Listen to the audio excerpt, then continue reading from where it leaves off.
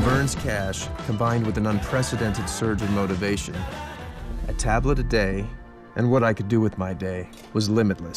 Imagine if there was a pill that unlocked the full potential of your brain. Limitless is a thrilling ride through the life of Eddie Mora, a down-and-out writer who discovers the power of NZT48, a mysterious drug that supercharges his mental abilities. Buckle up for the adventure, folks. Heavy spoiler alert ahead. Eddie Mora is a struggling writer living in New York. Unable to finish his book and on the brink of losing everything, his life takes a dramatic turn when he encounters Vernon, who introduces him to NZT48, a revolutionary pill that unlocks the full potential of his brain. Suddenly, Eddie can learn and recall anything instantly, analyze situations with incredible speed, and even see connections others can't. With his newfound abilities, Eddie writes his book in a matter of days, amasses a small fortune in the stock market, and becomes the talk of the town. However, the limitless power of NZ48 has dangerous side effects. Eddie finds himself entangled with powerful people,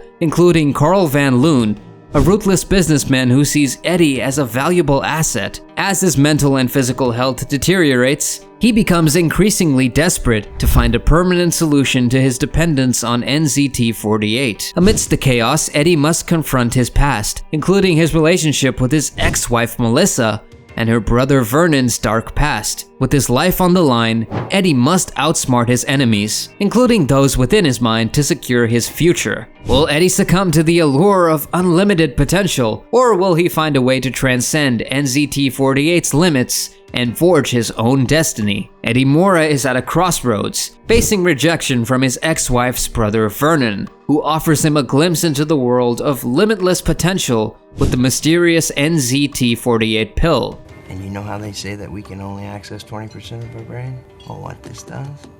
It lets you access all of it. Despite initial skepticism, Vernon assures Eddie of the drug's legality and imminent release, revealing his insider access as a pharmaceutical employee. Intrigued but cautious, Eddie ultimately succumbs to curiosity, swallows the pill, and goes on a journey. As the NZT48 takes effect, Eddie's perception shifts, enabling him to absorb and recall information with unprecedented clarity and speed. A chance encounter with his landlord's wife showcases his newfound mental prowess, as he effortlessly deduces her troubles and offers insightful advice. Astonishingly, Eddie's intellectual prowess extends beyond mere recall. He demonstrates an uncanny mastery of complex subjects, such as law, impressing and seducing his landlord's wife in the process. Confounded by his sudden transformation, Eddie goes deeper into the mysteries of NZT48, exploring its effects on his mind and life.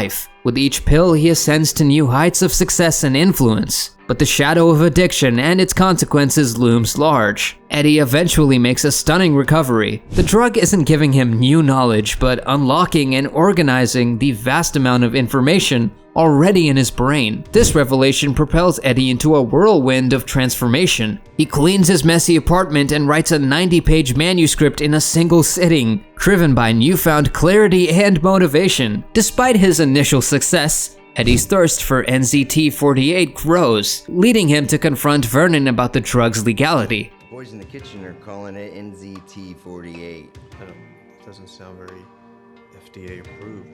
When he returned to Vernon's place, he finds chaos hinting at something sinister happening in his absence. Unfazed, Eddie continues his quest for NZT48, but each dose brings him closer to danger. Eddie was stunned when he walked into Vernon's apartment and found it in shambles, with Vernon lying on the couch, a tragic victim of foul play. Determined to uncover the truth, Eddie realized he needed to secure Vernon's stash of NZT before the police arrived. In the chaos, Eddie discovered the NZT pills, along with Vernon's list of clients and a sum of cash. After reporting the incident to the police, Eddie received a call from Melissa and was informed that they would stay in contact. Back at home, Eddie took another NZT pill, unleashing a surge of creativity and energy. Using Vernon's cash, Eddie transformed his appearance, getting a haircut and new clothes. But Eddie's transformation didn't stop there. He began to improve himself in extraordinary ways, finishing his book in just 4 days, learning to play the piano in 3 days, and discovering he could learn any language just by listening to it. Eddie became more outgoing, impressing everyone with his newfound knowledge and skills. Feeling invigorated and unstoppable, Eddie realized that his next move was to go into the world of stock trading. He met Kevin, a broker on Wall Street,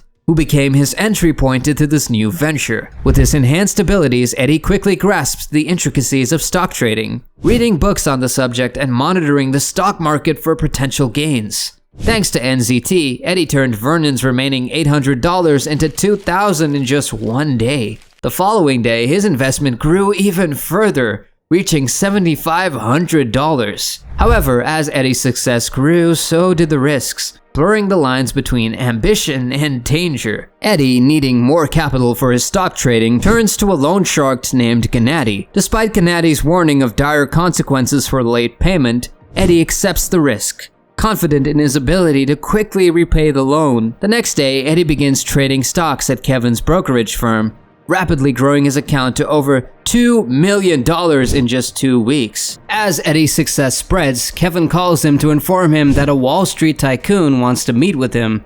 And finally, Kevin Doyle trying to sound casual. We got you a meeting with Carl Van Loon. However, Eddie's happiness is interrupted when he notices a man watching him from afar.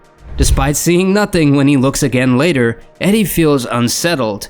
The next day, Eddie and Kevin meet with the Wall Street titan Carl Van Loon. Despite Kevin's nerves, Eddie exudes confidence, reassuring him about the meeting. As they discuss business, Carl's associate grows suspicious of Eddie's rapid ascent in the financial world, suspecting a con. However, Eddie impresses Carl with his quick thinking and sharp answers, dispelling any doubts. On the way home, Carl hands Eddie a stack of papers related to his companies, asking for analysis and advice on a potential merger. Eddie astutely discerns Carl's intentions, realizing the scope of a massive merger plan. Carl is amazed by Eddie's insight and is offered a chance to restructure the deals and set up a meeting for the next day. Energized by the challenge, Eddie decides to continue exploring the city, eager to absorb more information. However, he experiences episodes of unconsciousness, finding himself in unfamiliar places with no memory of how he got there. How had I gone the last 20 blocks? I got another 10 blocks. And then, I was way uptown. Despite this, he ends up in various social settings, meeting different people and eventually spending the night with a model. Unbeknownst to Eddie, a mysterious man he encountered earlier is following his every move. After leaving the hotel, Eddie finds himself in a subway altercation with a group of thugs. Thanks to the effects of NZT, his mind is a repository of fighting techniques and survival strategies, enabling him to dispatch the thugs effortlessly. However, the drug side effects lead to memory lapses, and Eddie wakes up atop the Brooklyn Bridge with no recollection of the past 18 hours. The next day, Eddie prepares for his meeting with Carl but decides against taking NZT, fearing another memory blackout. Despite his best efforts, he struggles to comprehend the data Carl sent him. When Kevin calls, Eddie attempts to postpone the meeting, but Kevin warns him of the consequences. During the meeting, Eddie's lack of focus and dizziness betrayed his decision to forego NZT. Carl notices Eddie's distracted state and discusses a business rival, Hank Atwood, whose sudden rise in the stock market raises suspicions. Eddie's attention, however, is drawn to a news report about the death of a woman he was with the previous night, sending him into a panic. Distraught, Eddie leaves the meeting and begins to question his actions, fearing he may have caused the woman's death. In a twist of fate, Eddie encounters the man who had been following him, leading to a chase through the city streets. Eddie eventually seeks refuge in a taxi, heading to a meeting with Melissa. His mind races with questions about the deadly consequences of NZT. But nobody can operate at that level of mental activity and not crash. Headaches. Throwing up.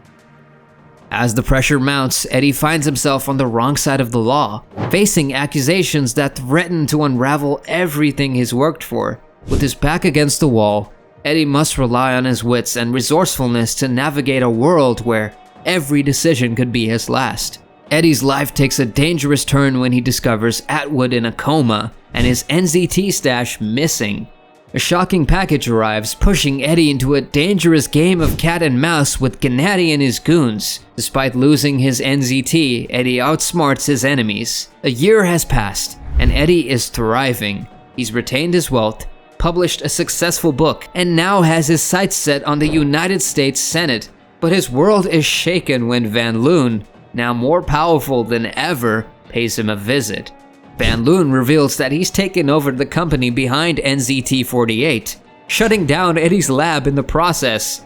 Despite their history, Van Loon sees potential in Eddie, hinting that he could one day become president. Van Loon offers Eddie a tempting deal: continued access to NZT in exchange for political support. However, Eddie shocks him by revealing that he's perfected the drug and no longer needs it. As Eddie goes to lunch with Lindy, he impresses her by speaking fluent Chinese.